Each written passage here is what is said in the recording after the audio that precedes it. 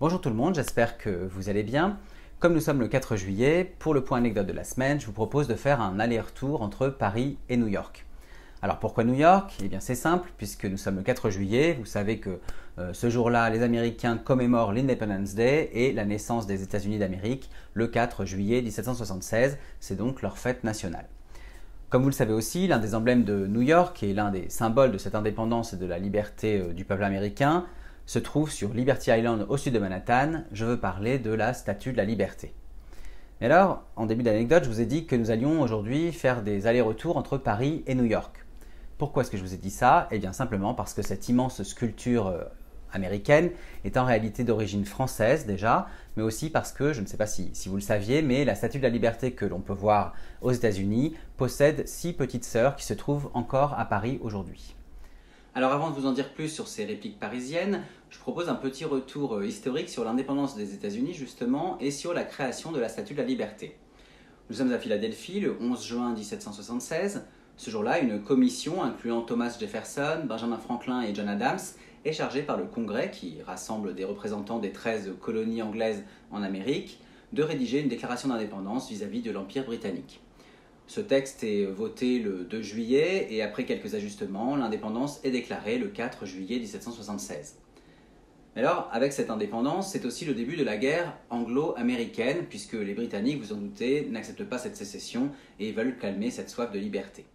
En Europe, la France de Louis XVI, la France qui est l'ennemi historique de l'Angleterre, va soutenir cette guerre d'indépendance, à la fois financièrement, mais aussi sur le terrain, grâce à des figures devenues emblématiques comme le maréchal de Rochambeau, le marquis de Lafayette ou encore l'amiral de Gasse.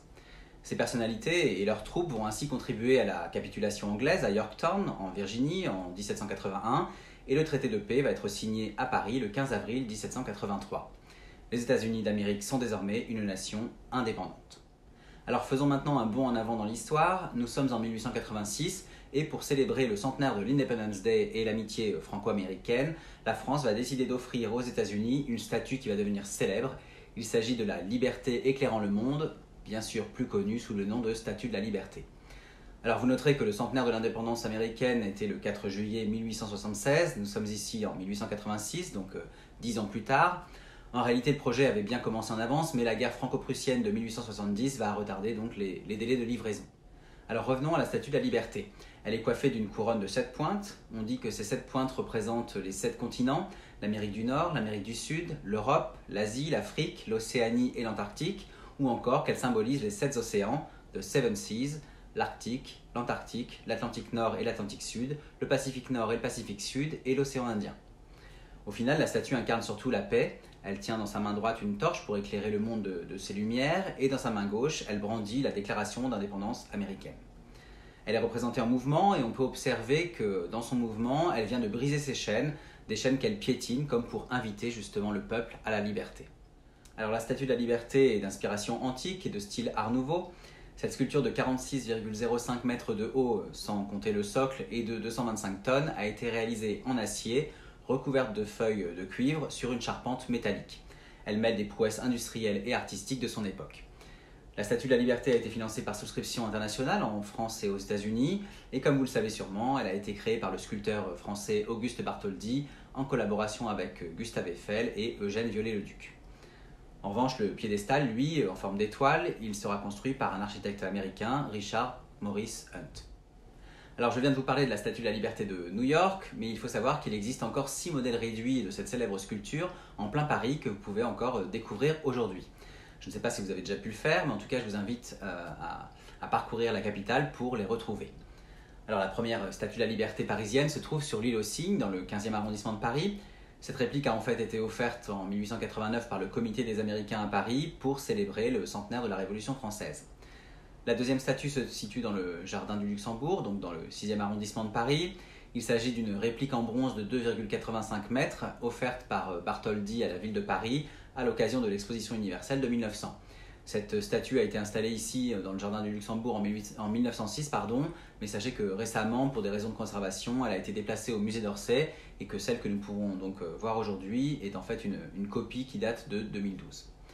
Les troisième et quatrième statues parisiennes sont gardées au musée des Arts et Métiers dans le 3e arrondissement de la capitale.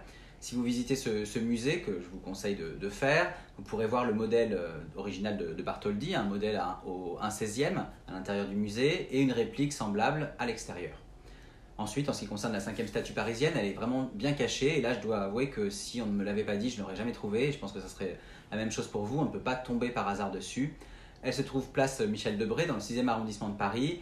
Et en fait, c'est une miniature de quelques centimètres qui a été intégrée dans une sculpture, cette sculpture du Centaure créée par le sculpteur César entre 1982 et 1985. Enfin, pour trouver la 6e réplique de la Statue de la Liberté à Paris, il faut donc se rendre au musée d'Orsay, dans le 7e arrondissement. Comme je vous le disais, il s'agit ici de la version originale de la statue qui se trouve donc au Jardin du Luxembourg.